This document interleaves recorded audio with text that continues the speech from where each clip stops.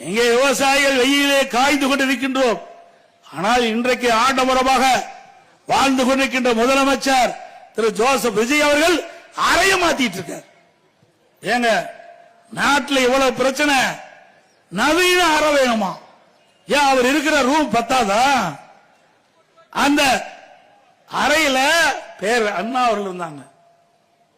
நமக்கு எதிரியா இருந்தா கூட திரு கலைஞர் அதில் இருந்தார்.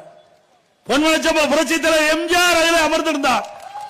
அதுக்கு பிறகு அம்மா இருந்தாங்க.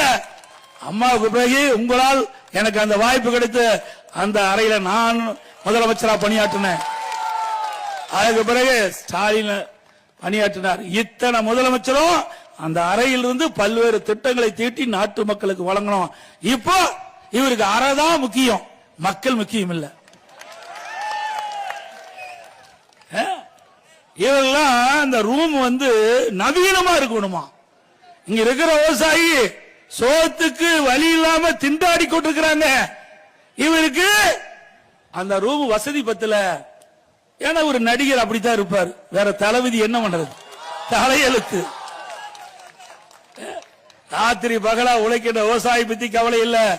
இரவென்று பகலரும் பாராமல் வெயிலையும் மழையும் பொருட்படுத்தாமல் ரத்தத்தை வீரையாக மண்ணிலே சிந்தி உழைக்கின்ற விவசாயி தொழிலாளி பற்றி கவலைப்படாத முதலமைச்சர் என்னுடைய முதலமைச்சர் திரு விஜய் அவர்கள்.